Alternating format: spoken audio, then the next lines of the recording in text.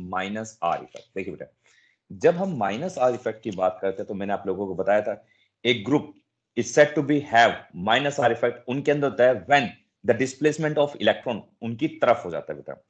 और हम simple words में कह सकते हैं बेटा, जब मोस्ट इलेक्ट्रोनेगेटिव एलिमेंट किसी भी एक फंक्शनल ग्रुप का जब इनडायरेक्टली अटैच होता है किसके साथ, बेंजीन के साथ, तो वो शो करता है माइनस आर इफेक्ट। जैसे ये हमारे पास एक मॉलिक्यूल है बेंजल्डिहाइड, इसमें देखिए बेंजल्डिहाइड का जो फंक्शनल ग्रुप होता है आप भी जानते हैं बेटा, एल्डिहाइड का CH होता है, तो इसमें ये कार्बन जो होता है बेंजीन के साथ डायरेक्टली अटैच होता है और फंक्शनल ग्रुप होता है CHO। तो out of carbon oxygen and hydrogen which one is more electronegative in nature, oxygen. और ये ऑक्सीजन इस बेंजीन रिंग के साथ क्या है बेटा, अटैच होता है, इसी वजह से ये शो माइनस आर इफेक्ट। और उसको एक्सप्लेन करते हैं अब माइनस आर इफेक्ट को। देखिए बेटा, यही हम एग्जांपल लेते हैं बेटा बेंजल्डिहाइड का, यानी रेजोनेंस इन बेंजल्डिहाइड।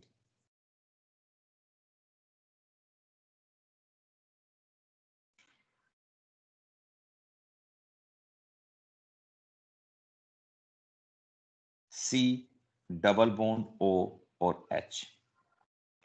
देखिए बेटा, अब हम जब बात करते हैं ये हमारे पास बेंजल्डिहाइड, तो इसके रेजोनेटिंग स्ट्रक्चर्स बनाते हैं, तो शुरू करते हैं बेटा।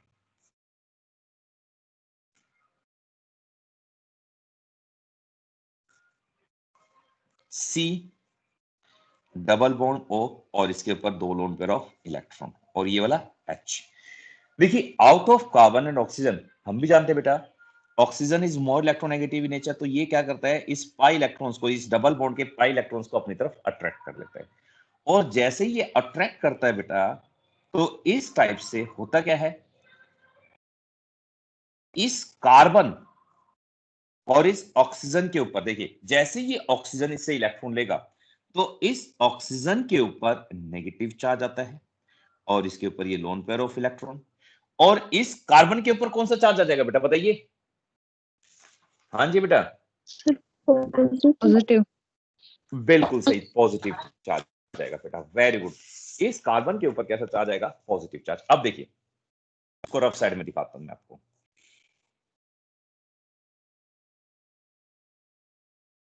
ये ऑक्सीजन, ये डबल बॉन्ड और ये, जैसे ही बेटा इसने इस इलेक्ट्रॉन को ले लिया तो ऑक्सीजन के ऊपर नेगेटिव चार्ज आ गया और कार्बन के ऊपर पॉजिटिव चार्ज, और ये पॉजिटिव कार्बन हाईली अनस्टेबल होता है। अब ये क्या करते हैं बेटा, इस sp2 हाइब्रिड जो इलेक्ट्रॉन रिच है क्योंकि डबल बॉन्ड है, इस कार्बन को, इस कार्बन से इलेक्ट्रॉन को क्या करता है अपनी तरफ अट्रैक्ट करता है बेटा।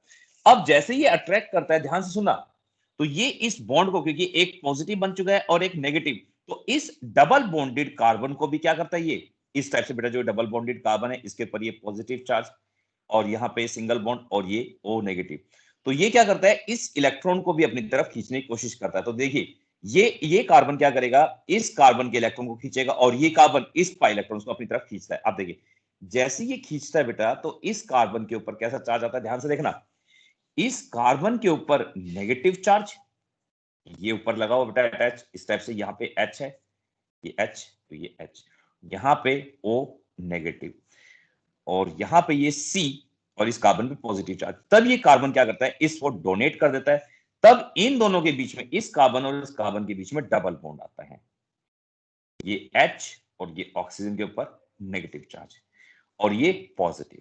सर प्लीज तो एक बार ये इस टाइप, बताना ऑक्सीजन के ऊपर माइनस चार्ज क्यों आया?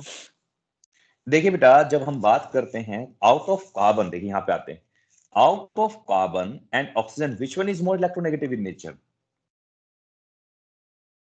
हाँ जी बेटा ऑक्सीजन। बताइए, ऑक्सीजन। तो ये ऑक्सीजन क्या करता है, इस पाई इलेक्ट्रॉन्स को क्या करता है अपनी तरफ अट्रैक्ट कर लेता है, और इसी वजह से इस ऑक्सीजन पे नेगेटिव चार्ज आ गया और इस कार्बन पे कैसा चार्ज आ गया, पॉजिटिव। अब ये पॉजिटिव कार्बन क्या करता है, खुद को स्टेबलाइज करने के लिए इस एडजेसेंट कार्बन से क्या करता है, इलेक्ट्रॉन खींचता है, अपनी तरफ खींचेगा, और ये वाला कार्बन क्या करेगा, इस पाई इलेक्ट्रॉन को अपनी तरफ खींचता है। तो इस टाइप से ये पाई इलेक्ट्रॉन्स भी क्या हो जाता है, टूट के क्या हो जाता है, एक पॉजिटिव आ जाता है और एक नेगेटिव, और ये नेगेटिव क्या करता है, इस कार्बन को डोनेट कर देता है। तो इस वजह से इन दोनों के बीच में क्या आ गया, डबल बॉन्ड।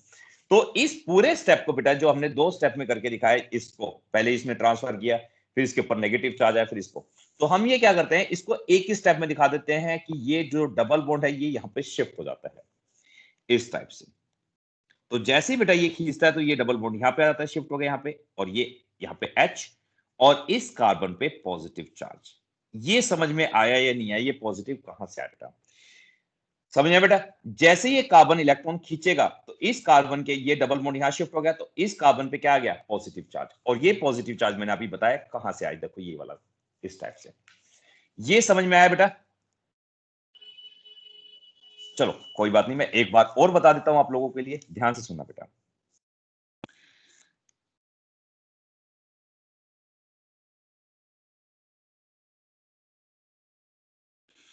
ये इस टाइप से बेटा हमारे पास फंक्शनल ग्रुप है बेंजल्डिहाइड का, और ये हमारे पास यहाँ पे कार्बन, ये इस टाइप से कार्बन है।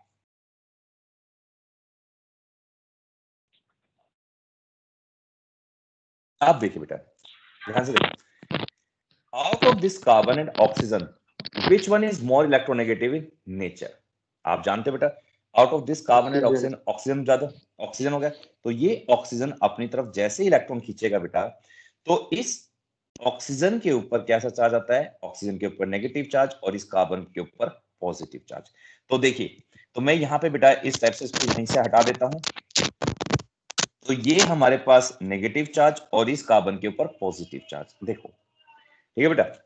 अब ये क्या करता है, अब ये पॉजिटिव चार्ज इस कार्बन से इलेक्ट्रॉन खींचने की कोशिश करता है, क्योंकि इसके इलेक्ट्रॉन खींचेगा, क्योंकि benzene with presence of 6 pi electrons, ये हाईली इलेक्ट्रॉन रिच होती है बेटा, तो ये बेंजीन से इलेक्ट्रॉन खींचता है।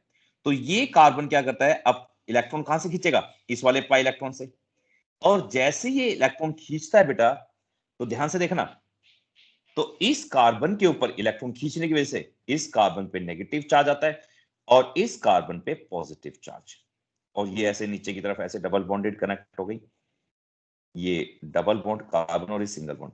और ये कार्बन क्या करता है, फिर इस पाई इलेक्ट्रॉन्स को इसको दे देता है, और जैसे इसको देगा बेटा, तो यहां पे इस कार्बन और इस कार्बन के बीच में डबल बॉन्ड आ गया, और यहाँ पे ऑक्सीजन के ऊपर नेगेटिव चार्ज, और ये H, और इस टाइप से बेटा इस कार्बन के ऊपर कैसा चार्ज आ गया? Positive charge. अब समझ में आया बेटा?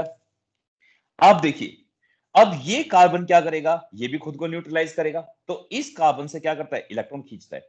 अब ये डबल बॉन्ड क्या होता है बेटा? टूट जाता है। अब देखिए, जैसे ही टूटेगा तो इस कार्बन के ऊपर कैसा चार्ज आएगा? नेगेटिव चार्ज, और इस कार्बन पे पॉजिटिव चार्ज।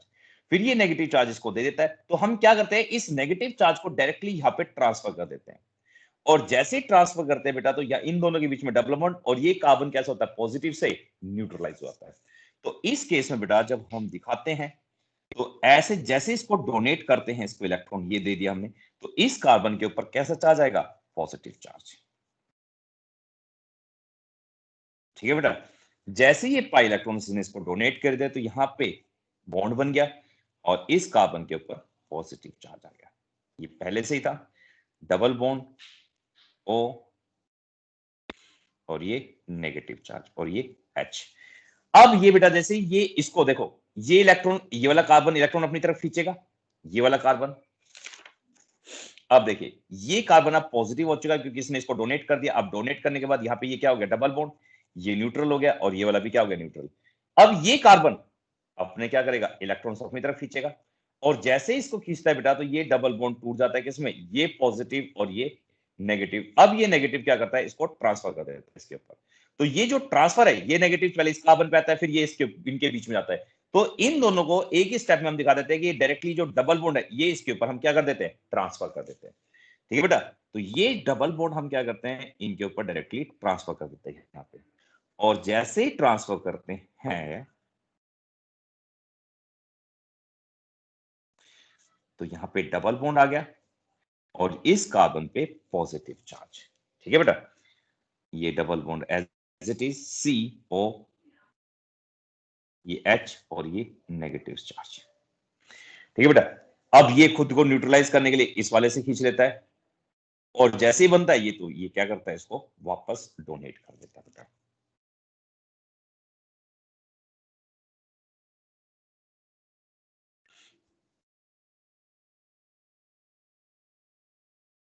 ये एज इट इज, ये एज इट इज। और जैसे ही इसको देता है बेटा, तो यहाँ पे डबल बॉन्ड आ जाता है C, और ये वाला इसको वापस कर देता हूं, यहाँ पे फिर वापस डबल बॉन्ड 1 2 3 4 और यहाँ पे क्या जाता है H। और देखिए बेटा इस वाले स्ट्रक्चर, पहले वाले स्ट्रक्चर और लास्ट वाले स्ट्रक्चर में सिर्फ किसका डिफरेंस हो गया, पाई इलेक्ट्रॉन्स का। एंड और जो इसका हाइब्रिड स्ट्रक्चर है बेटा, क्योंकि पाई इलेक्ट्रॉन्स ट्रांसफर हो गए कंप्लीटली, डीलोकलाइज हो गए, इसलिए हम क्या करते हैं, ये डबल बॉन्ड होता है हर एक कार्बन के ऊपर क्या होता है, इक्वली डिस्ट्रीब्यूट होता है, इसलिए इसके बीच में हम सर्कल लगा देते हैं और ये H। तो ये इसका हाइब्रिड स्ट्रक्चर कहलाता है बेटा। अब देखिए भाई पॉजिटिव चार्ज कहां कहां पे आया है, ये कौन सी पोजीशन है, मैंने आपको कल बताई थी, फंक्शन ग्रुप से second position, ortho, very good. और ये वाली पैरा पोजीशन, ये वाली पैरा और अगेन ये वाली ऑर्थो, बिल्कुल सही बेटा। तो देखिए पॉजिटिव चार्ज का मतलब क्या होता है बेटा, पॉजिटिव चार्ज मींस, इस पॉजिटिव चार्ज का मतलब क्या हो गया बेटा, तो इसका मतलब क्या है कि these positions are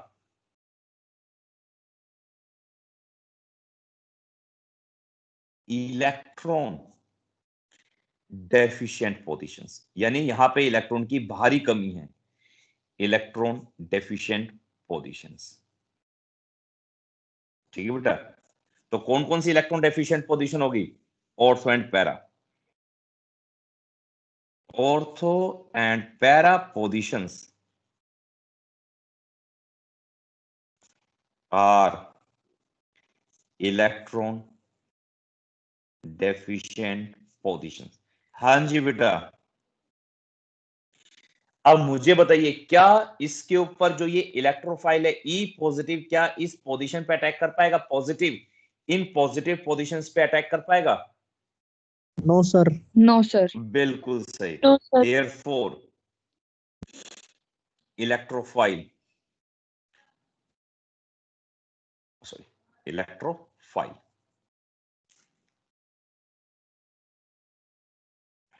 will not attack on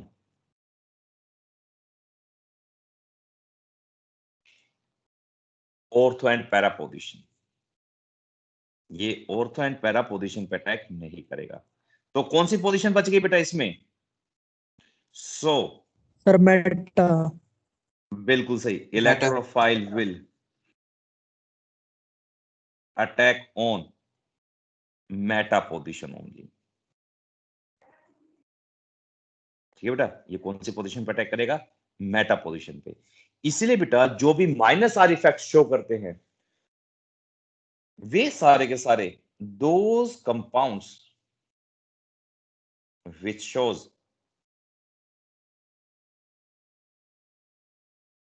minus R effect, जो भी माइनस आर इफेक्ट शो करता है आर मेटा डायरेक्टिंग ग्रुप, ये सारे के सारे मेटा डायरेक्टिंग ग्रुप होते हैं, क्योंकि इलेक्ट्रोफाइल मेटा पोजीशंस पे क्या करता है, अटैक करता है।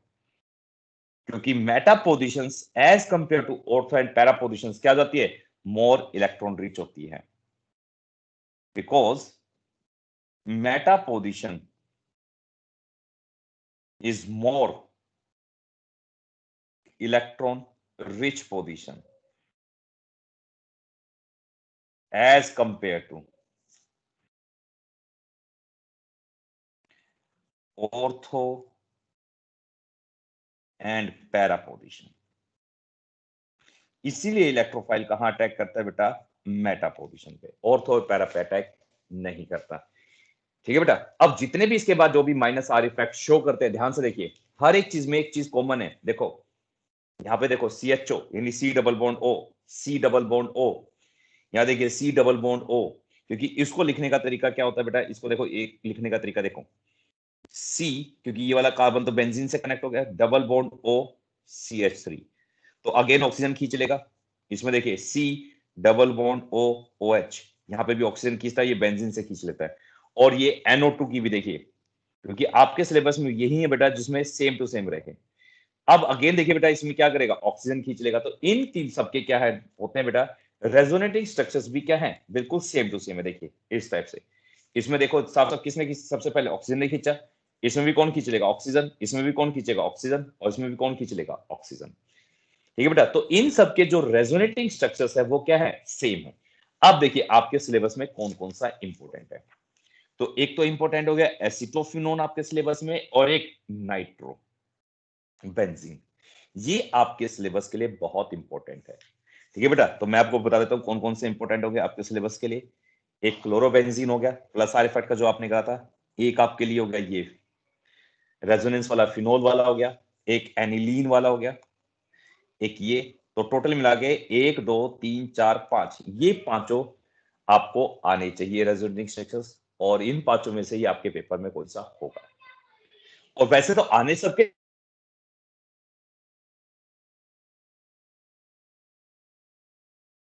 सर आपकी वॉइस रुक गई।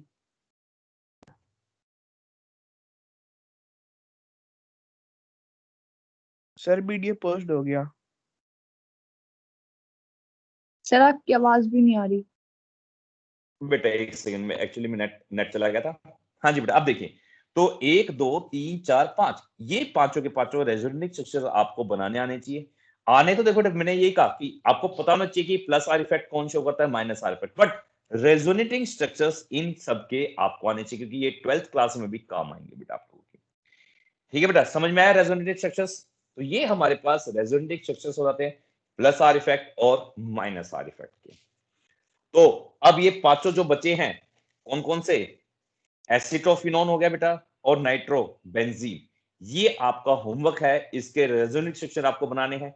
और जो पेपर में जो मैंने अभी कहा था, पेपर के अंदर जो रेजोनेंस आएगी, तो इन पांचों में से ही कोई भी एक रेजोनेटिंग स्ट्रक्चर्स या पांचों में से कोई से भी दो रेजोनेटिंग स्ट्रक्चर्स आपके पास होंगे पेपर में। ठीक है बेटा, बनाने के लिए। And it will contain 3 marks, ये 3 मार्क्स का करेगा। अब इसमें क्वेश्चन किस टाइप से आता है बेटा, क्वेश्चन देखो 2 टाइप से आता है। या तो लिखा आता है directly define resonance and draw the resonating structures of phenol. देखो कैसे क्वेश्चन आते हैं। डिफाइन रेजोनेंस, या तो ऐसे क्वेश्चन होगा direct, define resonance and draw the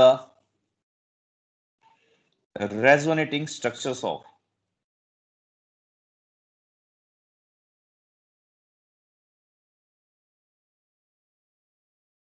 nitrobenzene, ऐसे दे देगा, या फिनोल कह दिया, कुछ भी कह दिया बेटा उसमें। या तो इस टाइप से क्वेश्चन आएगा, या फिर और करके कैसे क्वेश्चन आएगा, आपसे कहेगा कि वाई, या फिर डिस्कस नाइट्रोबेंजीन इज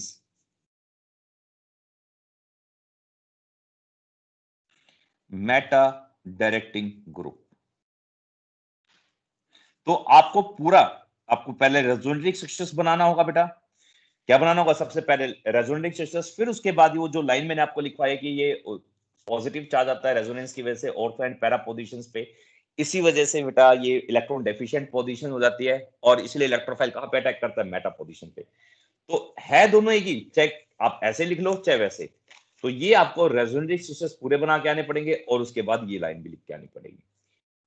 क्योंकि इसमें एक्स्ट्रा क्या कर दिया, इसमें हमें रेजोनेंस दे दिया, वो 1 नंबर का हो गया, और 2 नंबर का ये। और ये क्वेश्चन भी क्या है, 3 नंबर का, जिसमें 2 नंबर का रेजोनेटिंग स्ट्रक्चर बनाना, और 1 नंबर का लिखना कि आपका मेटा डायरेक्टिंग क्यों है। तो ये क्या हो गया, रेजोनेंस 2 नंबर का प्लस 1 नंबर का, इसके बारे में एक्सप्लेन करना। रेजोनेंस 1 नंबर और रेजोनेंस स्ट्रक्चर बनाना 2 नंबर, तो है तो वही, बस डेफिनेशन, इसमें रेजोनेंस की डेफिनेशन नहीं पूछी गई, दूसरी टाइप पूछ लिया बेटा। तो इस टाइप से रेजोनेंस के क्वेश्चंस आप लोगों के पेपर में आते हैं। ठीक है बेटा। लास्ट एंड फाइनल टॉपिक बेटा इसका जो है वो हमारे पास है हाइपर कंजुगेशन।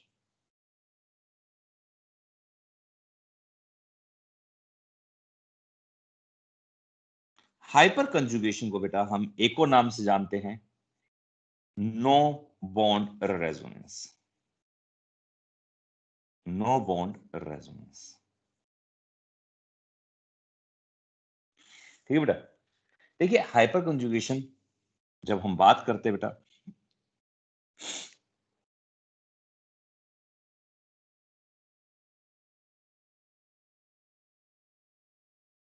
तो हाइपर कंजुगेशन कौन शो करता है, पहली बात ये बेटा देखिए ध्यान सुनिए। जब भी हमारे पास क्या होता है बेटा, कोई भी अनसैचुरेटेड सिस्टम होते हैं बेटा, तो अनसैचुरेटेड सिस्टम्स लाइक, ठीक है बेटा, अनसैचुरेटेड सिस्टम लाइक हमारे पास कैसे हो गए, CH3 CH2 पॉजिटिव, ये वाले कार्बोकटायन, ठीक है बेटा। या फिर हम जब बात करते हैं बेटा CH3 CH डबल बॉन्ड, ये अनसैचुरेटेड, ये वाले सिस्टम, तो ये सिस्टम क्या करते हैं बेटा, खुद को स्टेबलाइज करने के लिए हाइपर कंजुगेशन करते हैं। क्या करते हैं, दीज कंपाउंड्स, ये दोनों की, जैसे हम बात करते हैं अनसैचुरेटेड सिस्टम्स, अनसैचुरेटेड सिस्टम्स या compounds, in order to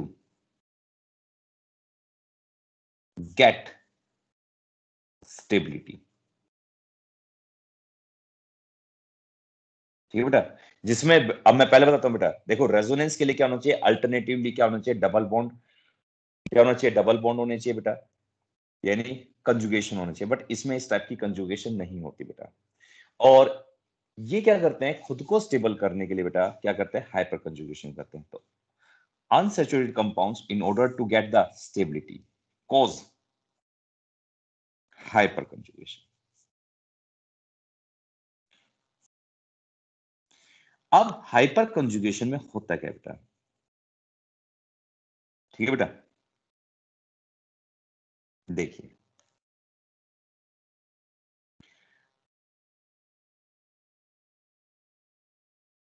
hyper conjugation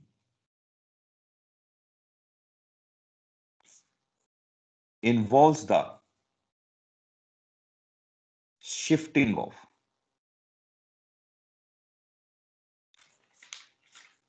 ध्यान सुना बेटा, रेजोनेंस में किसकी शिफ्टिंग होती है बेटा, कौन से इलेक्ट्रॉन्स की शिफ्टिंग होती है, जल्दी बताओ। Sir pi electrons. बिल्कुल सही, पाई इलेक्ट्रॉन्स की। और याद रखना बेटा, जब हम बात करते हैं हाइपर कंजुगेशन के अंदर, यहां पे शिफ्टिंग होती है बेटा सिग्मा की, ठीक है बेटा, किसकी होती है, सिग्मा बॉन्ड या सिग्मा इलेक्ट्रॉन्स की, shifting of sigma bond, bond हो गया तो उसमें कौन से इलेक्ट्रॉन होंगे, सिग्मा इलेक्ट्रॉन्स, सिग्मा पूरा लिख देते हैं, सिग्मा इलेक्ट्रॉन्स एग्जिस्ट बिटवीन या exhibit between carbon and hydrogen of alkyl group, ठीक है बेटा, किसके, एल्काइल ग्रुप्स के, which is attached to, which is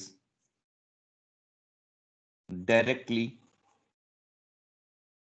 attached to या attached to, जो डायरेक्टली अटैच होते हैं बेटा अनसैचुरेटेड सिस्टम के या अनसैचुरेटेड कार्बन के, which is directly attached to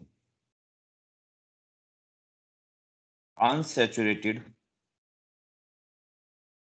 carbon, ठीक है बेटा, ये चीज याद रखना। अब इसे नो बॉन्ड रेजोनेंस कहते हैं, क्यों वो मैं आपको बताता हूं, उसके लिए मैं थोड़ी सी स्पेस छोड़ रहा हूं, उसको बताएंगे बेटा। देखिए फॉर एग्जांपल CH2 पॉजिटिव और CH3,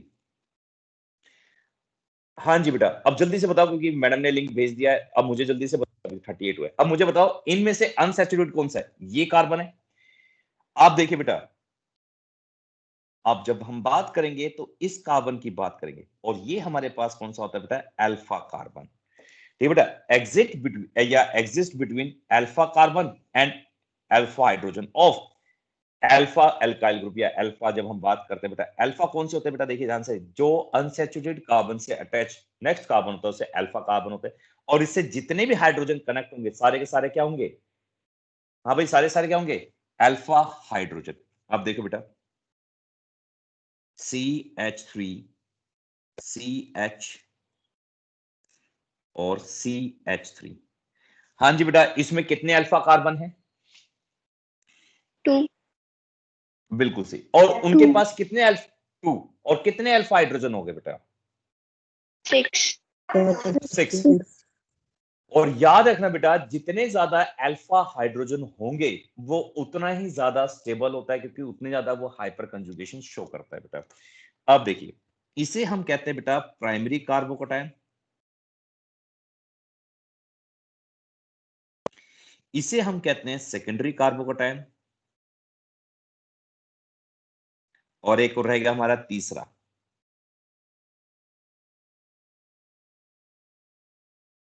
और ये वाला कौन सा हो जाएगा बेटा? 3 कनेक्ट हो गए तो टर्सरी। Tertiary carbocation.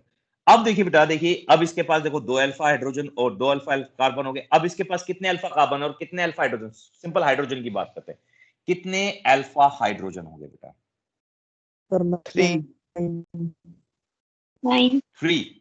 तो टोटल 9 3। अल्फा हाइड्रोजन हो गए बेटा, बिल्कुल सही। तो 9 अल्फा हाइड्रोजन हो गए बेटा, तो वो जितने ज्यादा अल्फा हाइड्रोजन होते हैं वो उतना ही ज्यादा क्या होता है? स्टेबल होता है। तो याद रखना बेटा कि जो जितने ज्यादा स्टेबल होगा बेटा, जिसके पास जितने ज्यादा अल्फा हाइड्रोजन होंगे वो उतना ही ज्यादा स्टेबल होगा। अब देखिए, मैं 3 स्ट्रक्चर, आपके पास 3 स्ट्रक्चर है, एक चौथा स्ट्रक्चर और बना रहा हूं, ये वाला। तो मुझे बताइए इन चारों में से सबसे ज्यादा स्टेबल कौन सा होगा? 1 2 3 4।4th बिल्कुल सही, 4th वाला बेटा। जितने ज्यादा बेटा याद रखना, जितने ज्यादा उसके पास अल्फा हाइड्रोजन होंगे उतना ही ज्यादा वो क्या होगा बेटा? स्टेबल होगा। तो ये लिखते हैं बेटा, greater the number of greater the number of alpha hydrogen atom,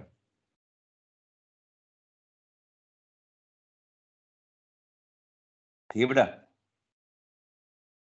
more will be the, ठीक है बेटा, more will be the, उतने क्या होंगे बेटा? more will the hyper conjugating structures, बिल्कुल सही, more will be the hyper conjugating structures and more will be the stability।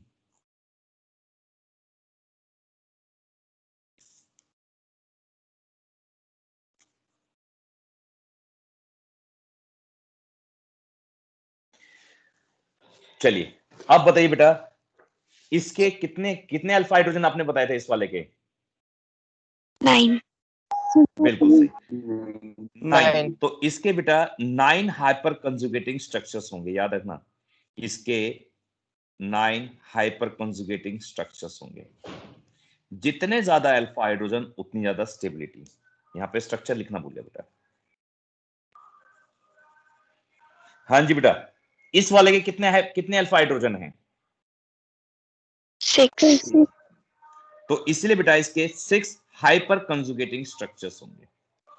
इस वाले के बेटा 3 वेरी गुड, इसके 3 हाइपर कंजुगेटिंग स्ट्रक्चर्स। और इसके कितने हाइपर कंजुगेटिंग स्ट्रक्चर्स होंगे बेटा? 0 बिल्कुल सही, 0। तो out of these 4 compounds the fourth one यानी tertiary carbocation is more stable than secondary as compare to primary. ये दोनों प्राइमरी होते हैं बेटा। तो सबसे ज्यादा कौन सा होगा? स्टेबल होगा टर्शियरी। अब इनके हाइपर कंजुगेटिंग स्ट्रक्चर्स मैं बना के दिखाता हूं बेटा, फिर उसके बाद हम आगे की तरफ मूव करेंगे, फिर मैं आगे बताऊंगा इसे नो बॉन्ड रेजोनेंस क्यों कहते हैं बेटा। देखिए, सर हाँ बच्चे बोलो। सर अनसैचुरेटेड कार्बन कैसे पता चलेंगे? बेटा अनसैचुरेटेड, देखिए अनसैचुरेटेड का मतलब होता है जब हम बात करते हैं जिनके कंप्लीट कार्बन, जब वो क्या करते हैं बेटा, इस टाइप से, या तो डबल बॉन्ड, इस पे पॉजिटिव चार्ज होगा या नेगेटिव चार्ज होगा या डबल बॉन्डिंग होंगे, तो आपको डायरेक्टली दिख जाएगा। आफ्टर लूजिंग और गेनिंग, जब हम बात करते हैं आफ्टर लूजिंग और गेनिंग के बाद जो इलेक्ट्रॉन बनते हैं, या तो उसके ऊपर पॉजिटिव चार्ज होगा या फिर उसके ऊपर नेगेटिव चार्ज। आपके सिलेबस में यही दो हैं, तो ये दोनों के दोनों क्या होंगे बेटा? आपके अनसैचुरेटेड सिस्टम्स मिलेंगे आपको। ठीक है, क्या मिलेंगे? Unsaturated system. इस केस में वो कार्बोकैटायन कहलाएगा, कार्बन के ऊपर ही मिलेगा। और इस केस में क्या कहलाएगा बेटा? कार्बन के ऊपर होगा तो कार्बो, बिल्कुल सही, कार्बन आयन। या तो कार्बोकैटायन मिलेगा या कार्बो एनायन मिलेगा। चलिए, तो मैं आपको एक हाइपर कंजुगेटिंग स्ट्रक्चर्स करके दिखा देता हूं बेटा। Hyper conjugation in CH3 CH2 positive.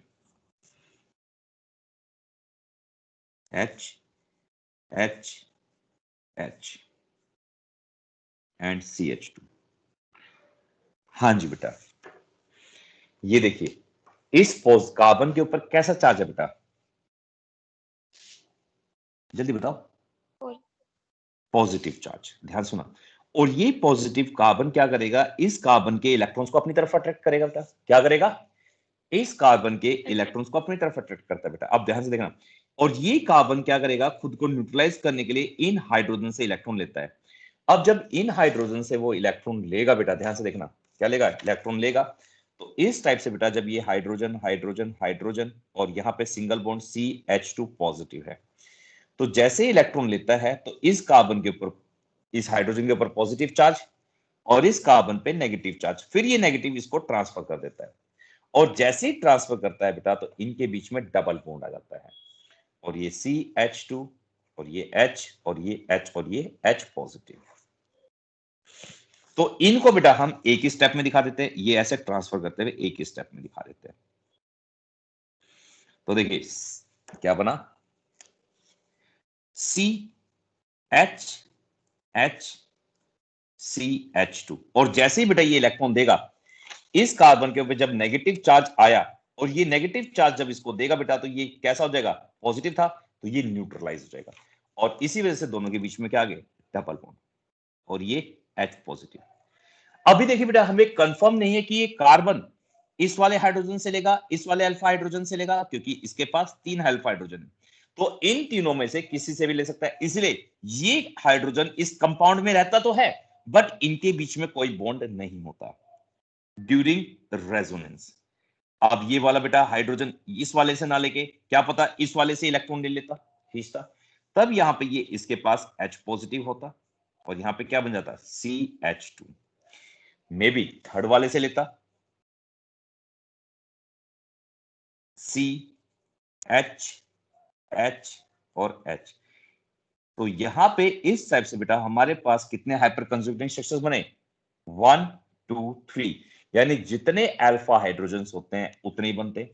अब देखिए, जब हम बात करते इस केस की, तो इस केस में 3 इसके साथ बन जाते और 3 इसके साथ, तो ये हाइपर कंजुगेटिंग स्ट्रक्चर्स बनते बेटा प्रेजेंस ऑफ अल्फा हाइड्रोजन। और जितने ज्यादा अल्फा हाइड्रोजन होंगे बेटा, वो उतना ही ज्यादा क्या होगा, स्टेबल होगा, तो उतने ज्यादा उसके क्या होंगे, हाइपर कंजुगेटिंग स्ट्रक्चर्स होंगे। ठीक है बेटा। तो अब यहां लिखते हैं बेटा, इसे नो बॉन्ड रेजोनेंस क्यों कहते हैं। अब देखिए, अब जब ड्यूरिंग रेजोनेंस हमने क्या बनाया, हाइपर कंजुगेशन, इनके बीच में रियली कोई बॉन्ड नहीं था, बट ये किसमें, स्ट्रक्चर्स में रहते बेटा। तो लिखते हैं during hyper conjugation, during hyper conjugation, as there is no actual bond between alpha carbon atom and positively charged hydrogen atom, H positive। ठीक है बेटा, therefore it is also called no bond resonance। इसीलिए बेटा इसे क्या कहा जाता है, नो बॉन्ड रेजोनेंस। और जितने ज्यादा अल्फा हाइड्रोजन उतनी ज्यादा स्टेबिलिटी। तो पेपर में क्वेश्चन आता है बेटा, ये चारों स्ट्रक्चर या इनमें से कोई से 3 स्ट्रक्चर देके पूछ लेता है, इन तीनों में से कौन सा ज्यादा स्टेबल होगा और क्यों होगा, और वो क्वेश्चन आप लोगों के लिए इंपॉर्टेंट होगा। हाँ जी बेटा, हाइपर कंजुगेशन समझ में आया।